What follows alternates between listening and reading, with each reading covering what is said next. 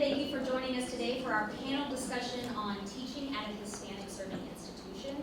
My name is Kelly Smith. I'm the director of the Center for Faculty Excellence, and we are so happy to see all of you here today for our very first professional development program for fall of 2019. As you can see, we have quite a wealth of knowledge on stage with us today. I'm sure you are all very eager to hear what our panelists have to say. It's my pleasure to first introduce our moderator for today's discussion, Dr. Aldridge Sanford, who will then individually introduce our panelists. Dr. Sanford is the Associate Provost at Texas A&M Corpus Christi, where she oversees cataloging curriculum, international education, faculty professional development, academic services for student athletes, and she acts as the university's academic liaison to the Texas A&M system and the Texas Higher Education Coordinating Board. Dr. Sanford is a frequent presenter at national conferences and university campuses, and her research explores the role of communication and leadership, gender, activism, pedagogy, intercultural communication, and privilege. Her book on social justice orientation is expected in November 2019. Dr. Sanford and our distinguished panelists, thank you very much for being here today. I'll turn it over to you.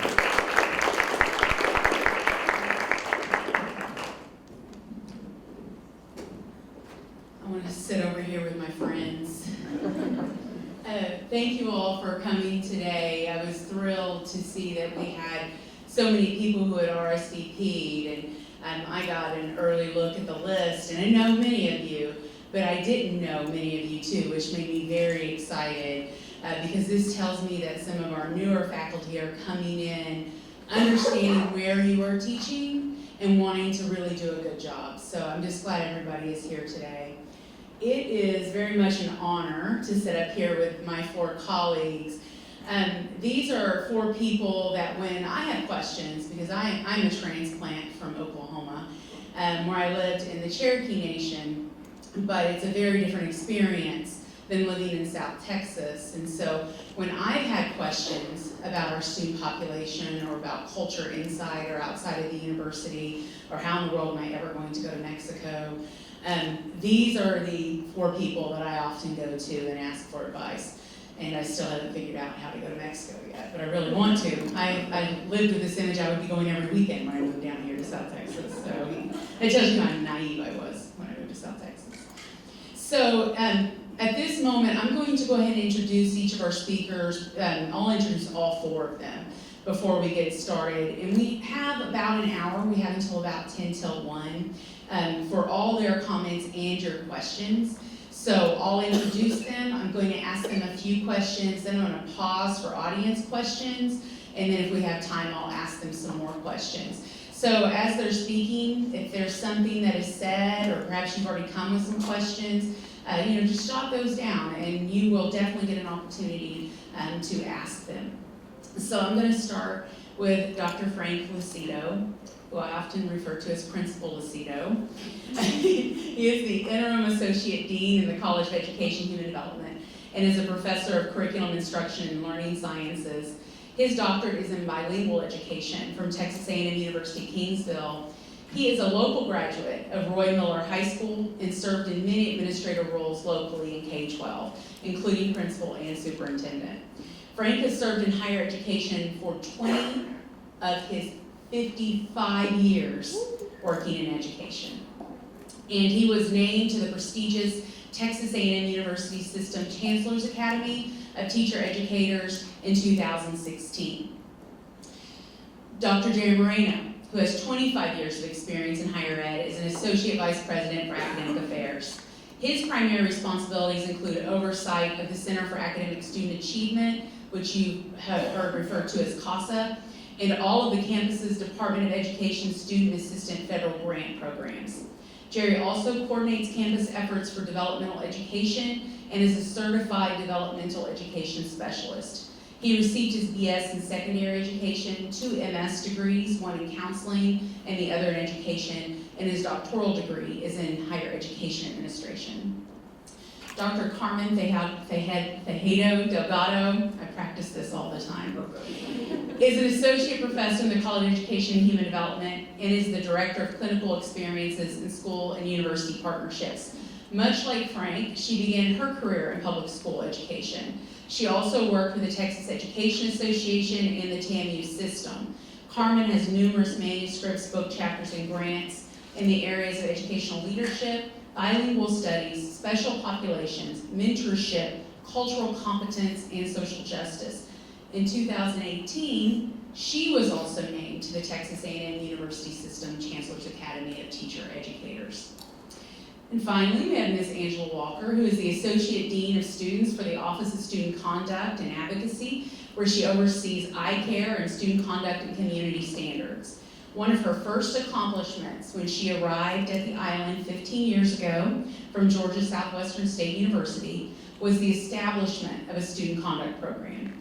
Today, Angela proudly serves our students as an advocate and mentor and considers it a privilege and honor to work with populations from diverse backgrounds. She earned her BS in marketing with a minor in communications and a master's degree in higher education administration, both from Florida State University. Please help me welcome our panelists.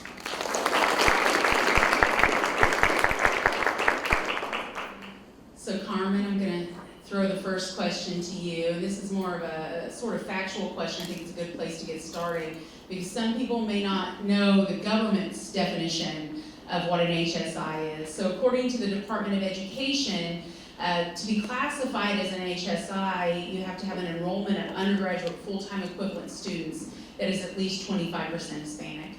So that's how it is quantified by the government. Now, from your perspective, Carmen, what does it mean to be an HSI? And how is it different from other institutions, like predominantly white institutions? Okay, well, is this on? You guys hear me? All right, very good. First of all, thank you, Dr. Sanford, for the introduction, and thank you everyone for being here today. And yes, you're correct, the statutory title, I'm just going to begin with a little bit of background for those of us who may not be too familiar with the statutory title definition of Title V, which really does include two parts. Like Amy said, at least 25% of undergraduate full-time equivalent enrollment of Latino studies is required. But there also has to be the need for what the government calls core expenses, and it must have been identified as serving needy students. The second part is a little bit harder to prove. As you all know, we are an HSI, so we obviously did prove both of those factors. So again, I'm just going to follow with a little bit of background and tell you guys how I'm going to lead into this. By 2016-17, there were 492 HSIs, ranging from well-known four-year schools such as University of California, Irving, to regional two-year schools such as New Jersey Essex County College, and nearly 2/3 of Latinos and undergraduates attend these Hispanic-serving institutions, according to the estimates by Excelencia in Education, an organization that advocates mainly for Latinos in higher ed. HSIs represent 15% of all higher education institutions, yet serve 66% of all Hispanic students. Increased federal resources are needed to improve the educational attainment of Hispanics, for sure. Latinos account for 58 million people in the United States. Broken down or unpacked that a little bit, it's 18% of population and the second largest ethnic racial group in the United States. 1 of every 4 students in PK-12 is Latino. College enrollment among Latinos has tripled since 2012. In 2018, 20% of Latinos graduated from colleges across the country, the highest completion rates among Latinos recorded. Some of the goals for HSI include, not limited to, but do include, increase the percentage of Latino graduate rates, completers within a 6-year window. That's what the federal government sort of defines as good completion rates. Provide intentional programs, resources, strategies, curriculum, and infrastructure to support Latinos in academic and social success. Enroll, retain, and graduate Latinos at a consistently higher percentage each year. And then narrow the gap between Latino graduate rates and other racial ethnic groups. Why do HSIs appeal to Latinos? You might wonder, they may have had a lot to do with the genesis of HSIs to begin with. One, they are close to home. Family connections are critically important to Latinos. Remaining close to their family is critically important, not just their immediate family, but their extended family as well. So going to a university and college where parents live 4 or 5 miles away, or 10 miles away, or 20 miles away it means a great deal to them. Financially more sound to them. It also makes more sense to them if the cost is not as high. And when they're living at home or close to home, that generally would apply. Many of these Latinos are first-generation college students. So that element of newness, what I call it the element of newness that I talk to with my students all the time, is a formidable element. So because the students are first generation, there's a lot of newness to this. For example, the how-tos of college. How do I do this? How do I do that? These questions, these concerns, these issues, all relating to college. Who do they ask? A second ago I talked about first generation. Well, if they're first generation, who are they going to ask? Their sisters know, their brothers know, their parents know. They're not going to have the experience necessary to be able to respond to these questions. So they're going to rely on us, on you guys, to help them, to navigate their way through that first year, especially that first critical year. But they're going to rely on us for a whole lot of other things as well. And just therapy, what I call therapy. This is hard stuff. College is hard stuff, especially that first year. So again, who do they lean on to say, God, I feel so like I'm the only one behind here. Did you feel that way, sis? Well, I don't know. I've never gone to college. Did you feel that way, Mom? Well, I don't know. Remember, you're first generation. So again, they're going to lean on the university. They're going to lean on the HSI. They're going to lean on you. They're going to have to know where to go to find these answers. And that where to go has to be relatively easy for them to access. They shouldn't be having to look for that a great deal.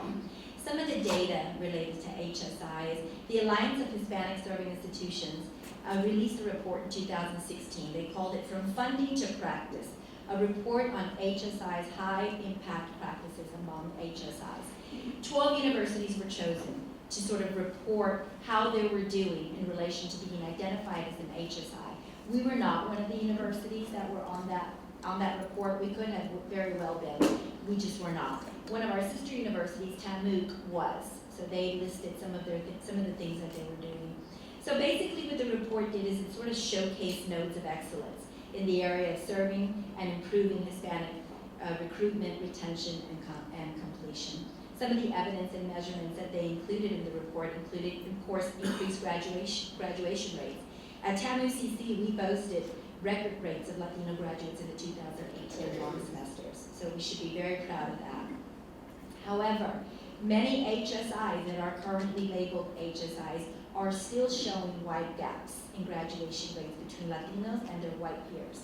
For example, Oklahoma State University has a 20% rate of Latinos graduating with a bachelor's within a 6-year range, while their white peers have a 46% graduating rate, and they are an HSI. Intentional Latino serving programs are also another form of evidence. Examples, peer-to-peer mentoring and professor-to-student mentoring. Modeling with faculty and staff. Does my professor look like me? How many Latino professors do we have on our campus? Is that number congruent with Title V? What Title V would consider, rather, as responding to the growing demographics of Latinos and being considered an HSI. One example of that is we recently had a first-year Islander learning community added with an education strand and EDUC 2307. And 65% of those students were Latino, and so was their professor because I was a professor. So financial support. Is there specific budgetary line items dedicated to the enrollment, retaining, and graduation of Latinos? Are we putting our money where our mouth is, basically? Is there course redesign being happening? Do we include community and service learning, integrated experiences and opportunities? Because these types of things have proven to increase passing rates in Latinos in select courses. Is there strategic planning and practice happening? Are you intentionally including Latinos in your practice? And is there evidence of effectiveness in that participation that results in improved academic success for Latinos? Do we have innovative practice, which includes strategy-specific and resources-specific to help Latinos retain and graduate? We have 2 grants right now in just our college, in just our department even, of curriculum instruction and learning sciences, the Noise Grant and the Grow Your Own Grant, that are very specific to helping not only grow our student, or sort of support our Latino students, but also to grow Latino teachers to serve and the growing minority demographics that are in the schools that they'll be working in, within the region and even outside of the region. Some of the criticisms that we get as HSIs, and you might imagine that Oklahoma, sorry to pick on Oklahoma, would have probably gotten some of these criticisms, is that HSIs are sometimes only Hispanic enrolling, not Hispanic graduating. We don't want to do that. There's no real effort being made to penetrate the curriculum and revisit it in such a way that includes intentional assignments and service learning opportunities to promote Latino academic success.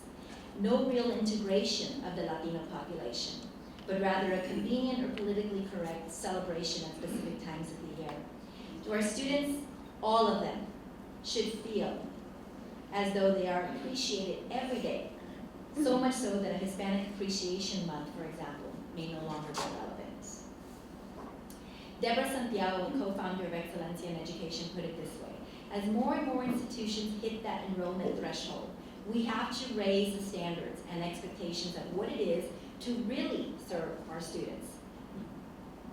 And HSIs must be at the forefront of it, of those efforts to increase educational access and success for all of the nation's Hispanic students.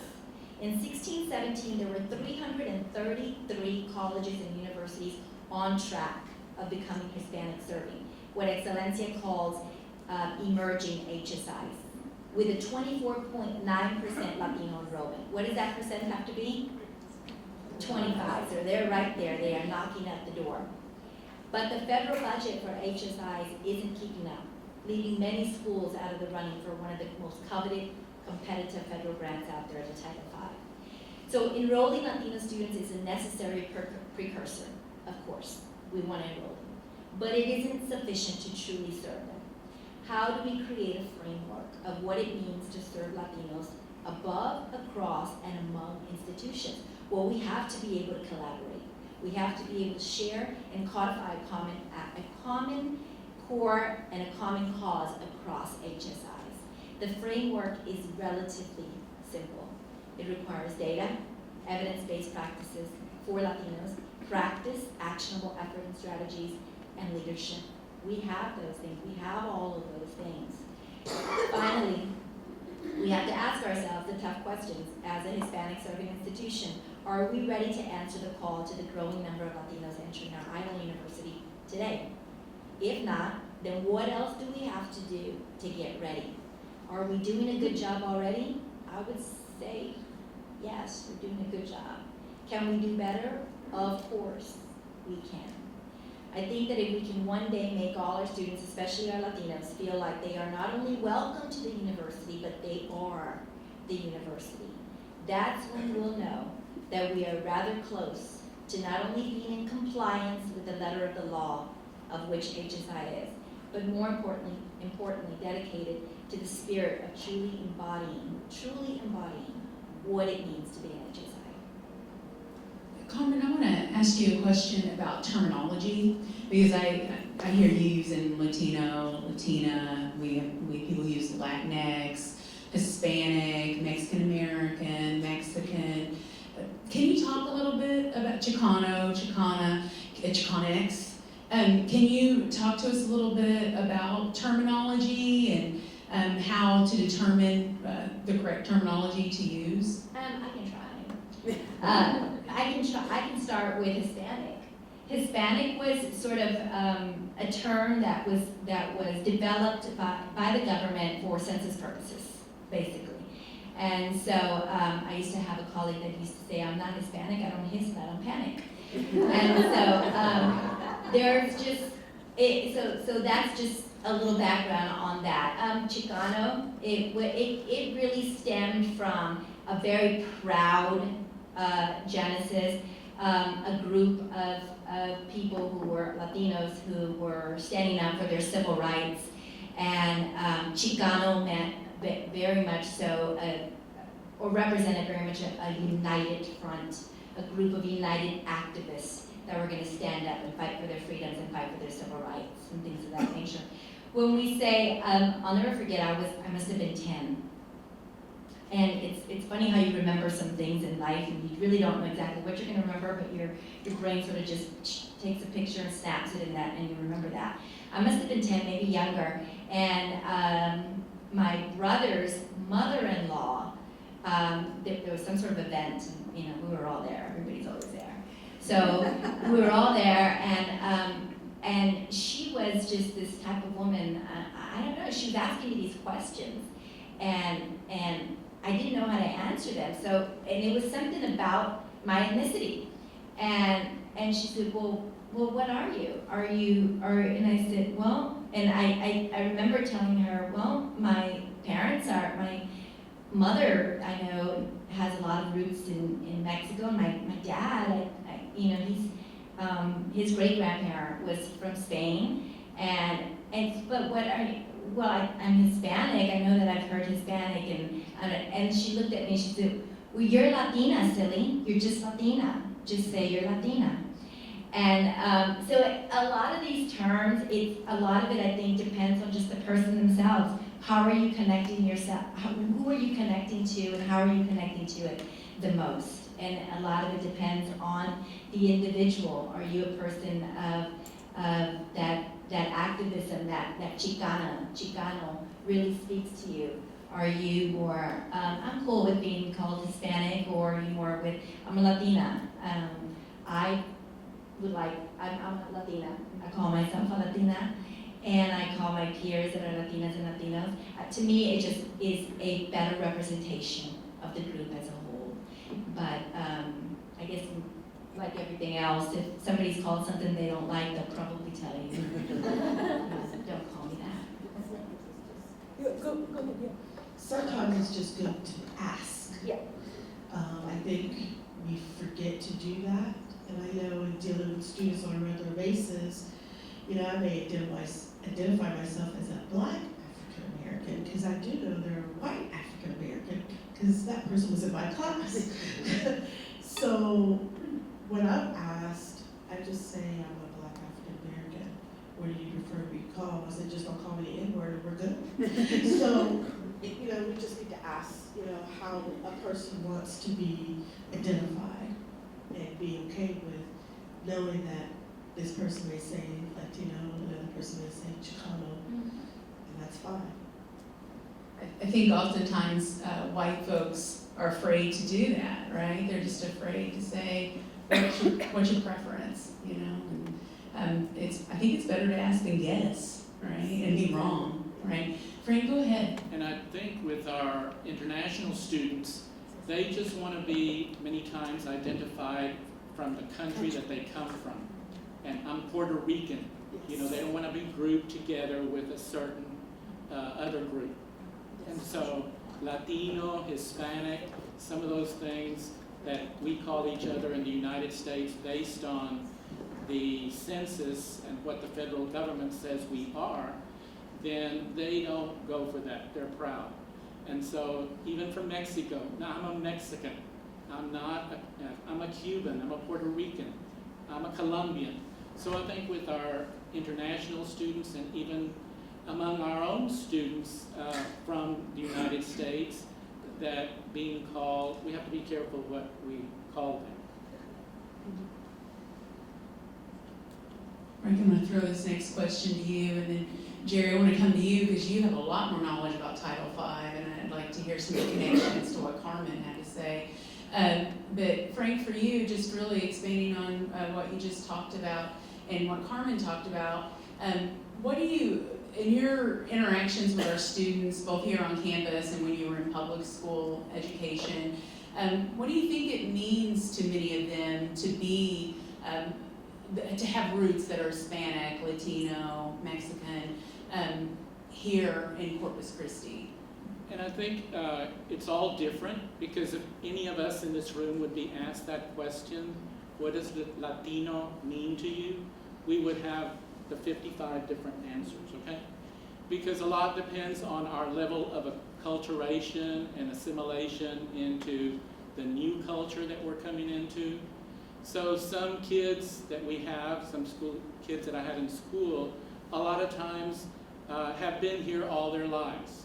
So they don't really connect themselves with a culture. And a lot of times when I taught Mexican-American culture at high school, it was, oh, this is us, this is who we are. And I would say, yes, that's who we are. And even in college, sometimes when, in one of my classes, it's called Equity Education for All, I ask them questions about their culture, and they find it very difficult to identify with culture. Well, where did your grandparents come from? Where did your aunts and uncles come from? What were their occupations? Did they know a lot of different languages? So I think it's an individual part of us. Where do we have that passion inside of us for our culture and who we are? When I was going to school and I went off to college, there were no HSIs. And so I went all the way to West Texas. And in West Texas, there was 12 of us Hispanics in the whole Odessa College. So I was lucky that I had a support group from 3 of us that went from Corpus Christi on a tennis scholarship to Odessa College. I was lucky that I had my own support group. But in building relationships in Odessa, where the majority of the population was white, Anglo-Saxon, it was difficult to break into developing relationship with others in the school. One particular incident in English class where I really found that I was in a totally different culture was Miss Ball was the English teacher. She was teaching, and one boy in the back of the class was sitting there with his feet propped up. And so at one point in the class, he raised his hand and he said, "Miss Ball, would you run that through the egg beater again?" And so I knew that was West Texas culture, and here I was from South Texas, and it was just like, what does that mean? Why doesn't he just say, "Will you repeat what you just said?" And so a lot of times our students will face those types of situations. But as a student, all students want to be respected. And especially when they come to a university, they want us to know that they have what some of the researchers call funds of knowledge. That they bring certain gifts, certain talents to the HSI, and we have to appreciate them for what they are. They may not have all of the academic language that we think that they should have when they're entering into college, but that's our responsibility as professors at HSI, to take them where they are, like we always say we do in education. Well, we take them where they are, and then we try to improve them in their situation. Because many of them do not come from the same backgrounds that we have had, and we really have to respect and accept. I think that's the most important thing, the acceptance and the concept of familia. To whatever Hispanic group, Latino group, whatever we call ourselves, the concept of familia. I'm a part of you, and I want to be a part of whoever it is that I'm around.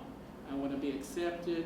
I want to feel that they're my partner in this journey of education. So that concept of familia is very important. I want you to be part of me, and I want you to respect me. Let me just, a comment to follow up on what Carmen and Frank just mentioned.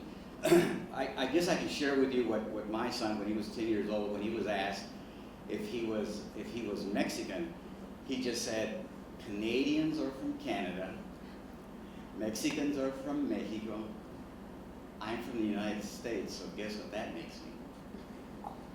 And he was 10 years old, and that stuck with me because obviously he had been thinking about it for a long time about what he would tell somebody if someone asked him. And so he was prepared with that response, and that's always stuck in my mind. I think for a lot of our students, that's something that they think about. And listening to Carmen about HSIs, and she's correct. I think, you know, there's a lot of things that we get asked in terms of, are you a Chicano? Are you a Mexicano? Are you a Latino? Are you Hispanic? And depending on what part of the country, for example, during the 60s, on the West Coast, that was something that got started as far as being a Chicano. And so in New Mexico, for example, during the 70s, it was not uncommon to hear them call themselves Chicanos or Mexicanos in the New Mexico area. So it just depended on what part of the country. Nowadays, I think if you talk to many of our young Latino students, they will share with you, you can call me a Latino or you can call me a Latina. It just depends on our students and what they've heard, what they've studied, and their experiences from where they attended school, where they were reared, what they heard from their parents. And I think that's important, that regardless of what our students share with you, I think it's important to recognize about the background that they have. And Frank is absolutely correct in terms of a family. We do get a lot of students who bring their family stories with them, and I think that's important for us to share. I do have to share with you that my experiences on this campus with our faculty, and I'm not just saying that because you folks are here, I have always made this public statement about our faculty, and that is, I think we have some of the most caring faculty anywhere in the state or the nation, to be honest with you. And I've been here 25 years. I came here with the first group of freshman students back in 1994. And so I just thought, I'll wait until the first group of freshmen, when they cross the stage, then I will leave. Well, I've seen many students cross the stage, and I'm still here. And I used to have a lot of hair back then, and you can tell the results now. But my point is that the faculty that teach at Texas A&M Corpus Christi, I think what I have experienced go above and beyond to help our students succeed. And I know that many faculty, when they get here, they will pick up the phone and call me and say, Jerry, I've got this situation, or can you help me out with this parent? It's not uncommon. I mean, I've had Dr. Wooster, for example, who one day just picked up the phone and said, Jerry, I've got a student, I'm not sure what is going on, but I think it has to do with their family back in Brownsville. Can you help me out? And so we intervened to make sure that we were able to save the student. But it's those type of experiences. So I applaud the faculty. I'm going to applaud you. I see a lot of new faces, and I think you folks will continue to do a lot of great things for our faculty. So I encourage all of you to please call anyone in this panel when you have questions about our students, because we want to make sure that we help you to help your students succeed. Jerry, I'm glad you brought that up about family, because that's one of the big lessons I've really learned from you. I know when I first came here, I was in the classroom as a faculty member, and I had always been pretty hardcore on the FERPA, right? Like, I don't want to talk to your parent, I want to talk to you, you know? And so I recognized the first summer I was here that as we were having orientation, that these students weren't coming by themselves, which is what I was used to, right? I mean, for every one student, we had like 4 family members with them. And that's why our graduations are so large. If you haven't been one of those yet, you're in for a treat. We have to have them in a very big building because of the audience that comes along. But Jerry, will you speak a little bit to that, just the importance of family, and if you need a particular story, I think the one that really impacted me is when you told me about that student who wasn't coming to class. Well, and I'll start with that, and so I made a note of that. So let me just share. This is a student who I called into my office because I was concerned about her absences, and these are 2 different stories, 2 different students who were not related, they don't know each other. So the first student, I asked her, and this is her response. I'm afraid to go to class because I'm afraid my mom will not be there when I get home. When I asked her why, she said, I've been hearing a lot about the ICE raids. The second student tells me, I'm so scared that my little brother will be taken away by ICE, so I stay with him instead of going to class because sometimes I move him around from house to house. That's the reality. That's the reality of our students now. And I'm not going to get into politics or anything like that. That's not what it's about. The point that I'm trying to make is that this is the current situation, okay? And they will come to you. You will find out about it. And so it is my hope that you will do that, because there are many of our students who don't come, for example, for orientation. And I see more and more students bringing their families, mom and dad and their grandmothers, okay? And that's a very familia thing for Latinos, Hispanic families to bring the entire families, because it's a cultural thing. And so I can share with you that one mother, for example, she came to me and so she told me in Spanish, look, I'm not looking for any special favors. I don't want anything for my son. I don't want you to treat my son any differently than any other student. But if you can just show me, and this is what stuck in my mind, she said, if you can show me how to open the window just a little bit, that's all I need. And so for her, she's not looking for a handout or anything. She was just asking, I don't know how higher education works. Can you help me with that? And that's where we come in. And so it's important, because I think as this institution continues to grow, and certainly all the information nationally at the state level, even Murdoch, when the last information on demographics that he did with the state of Texas, surely pointed that other demographers around the nation, other people that are studying what's going on nationwide, they always look to Texas, and especially South Texas, because as Stephen Murdoch pointed out, what is taking place in South Texas, this is what's going to happen, and this is the picture of what's going to happen in the nation in the future. And so we're going to see more and more Latino students, more and more students who are trying to achieve higher education. And I think it remains our responsibility to make sure that we remove those obstacles. And they can come in many forms. Whether you see that a student is having a problem with reading comprehension or writing or what have you, or you start to notice absences, as this young lady mentioned to me. You know, when I asked her, she said, I'm afraid that when I go home, my mom's not going to be there. Can I piggyback on that? I'm so glad you brought that up, because I was going to talk about that In the sense that there's an element of building trust, because there's going to be a lot of students who are not going to come to you because they're that scared. Those are the two or few that had enough courage to let someone know. But I am here to tell you that there are a lot that won't say anything. And that's one of the things that I've even talked to Amy about, is we have to find a way to let students know, especially those who are undocumented, that there's a safe haven, a person or persons that you could go to. My office just got through working with a faculty member who has a star student in their program who couldn't come back for various reasons. So after I was just digging and digging, yes, the student has a home. The student is a DACA student and has been paying his way through gigs on the weekends, parents who are low on the socioeconomic spectrum, doing all they can because they see hope in their son. And so it basically caught up with him that he couldn't pay. So this had been going on for at least a year, 2 years. And I just refused to give up.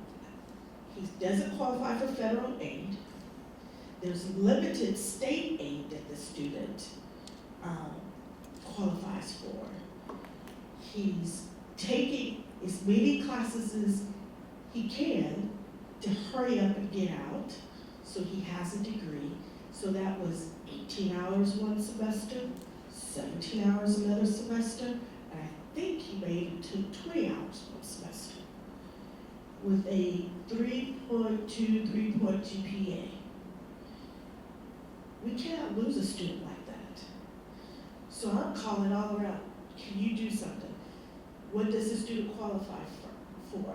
And I have our iCare case manager kind of develop a student success plan with him to at least get him to do the things that he can do, that he's in control of. And let us behind the scenes try to do things that he's not in control of. He was able, we worked with the help of Franjay, thank you Judy Gage, his professor, Dr. Morales, and some other folks, we found some money for him. But the thing was that by the time we found money for him, it was too late for him to register for his, he's in education, filmmaking. So he's registered for classes, but he could have been filmmaking this semester, student teaching, so what are some of the things that we could do, administrative department heads could do to kind of cut those red tape? Because these are situations that are unique to those types of students. That's not unique for our traditional students that come to the university. We have to learn how to think outside the box because these are real experiences that are happening to our students. Can I just throw something real quick on what Jerry said? A lot of students, a lot of professors who are maybe from a middle class background, maybe went to a residential college. One of our students will come to them and say, I can't come to class, I gotta take my little brother to the doctor. And the response from a lot of professors who maybe didn't have that background, well, that's not a very responsible student, he doesn't have his priorities straight. That is I'd like to talk about, but from my experience, that is a misreading of the culture and a misreading of our student body. So I might comment. No, you're absolutely right, Chuck, and talk about a faculty member who really goes the extra mile is certainly Chuck, and I've known you for quite a while, and certainly has slayed many dragons to get the students across to the finish line. But that's not uncommon. I mean, I can tell you just one quick example. One of our professors approached me and says, I've got a problem with this student. She's not coming to class. I'm trying to kick her out and said, well, pump the brakes. Let's find out what's going on. And so what happened is that the student got a call from her dad and says, your mom is very sick. I need for you to come back home so you can take care of me and your brothers. Okay? It's a very common thing with Latinos. So she goes home, and so I called her and I said, listen, I'm just trying to find out. You want to come back? She said, I thought I couldn't go back. I said, of course you can come back. We work it out. She's successful. When I talked to the professor, he said, you know what, Jerry? He said, I'm from the Midwest. I never thought that one of our students had a huge responsibility like that to go home and help out with her own dad and her brothers because her mom is sick. And so, it's the old thing about sometimes we don't know that we don't know, if that makes sense. Does that make sense? That's exactly. Not that he was a bad person. He's not a bad person. He's a wonderful individual. But like he said, Jerry, I just didn't know that. And it's those types of instances where, it's so easy for some of us. I mean, I've had one professor, the guy needed $300 to buy his books, and he didn't know. He just said, well, come on, Jerry, he can borrow that from his dad. And I said, it doesn't work like that. And just 2 days ago, just 2 days ago, had another student, he says, I think I'm gonna have to quit. Why? Because I need a lab coat. They won't let me into the lab without a coat. You can't quit. You cannot. listen, I told him, I'm not gonna lose you over $23. Here's $25, go to the bookstore, buy your, and you know what he told me? I'll bring your change back.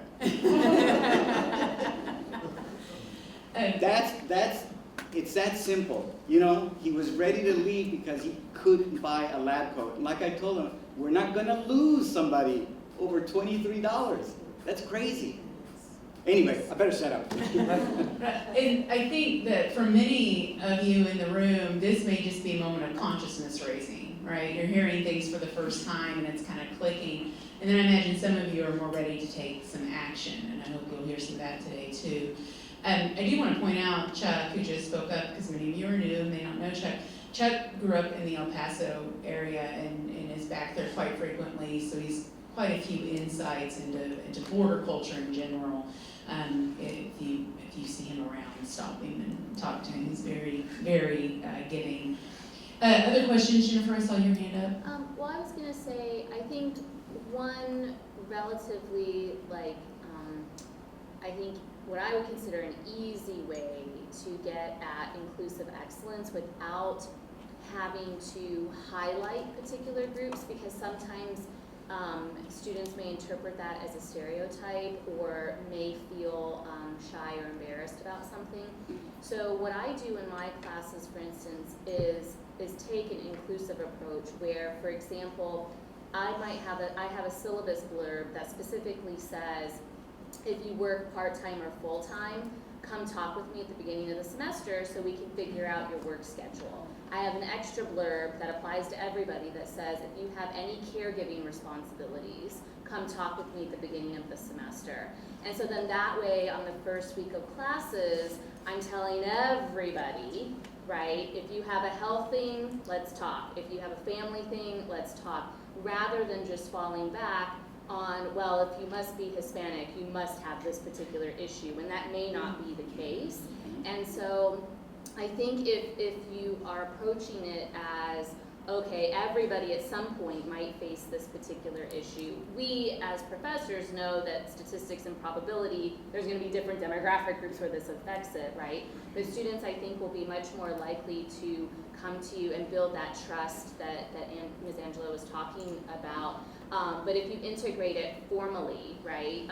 So for instance, to get at the lab coat or business clothes, for instance, I advertise, the career closet, right, through career services to everybody, right? And so I think there's something about, I guess, and I learned this from Ralph McFarland in the Disability Services Office, this idea of universal experiences that rather than look at it as just as accommodations for one special group, understand that it can impact lots of groups. And I think that's a way for students to kind of get at it, that maybe this is not me right now, but it might be me later, or their friends will spread the word too. So, but formalizing it and standardizing it, I think, is important, rather than just waiting for a crisis to come into your office hours, because that, at least for me, has been more difficult to handle.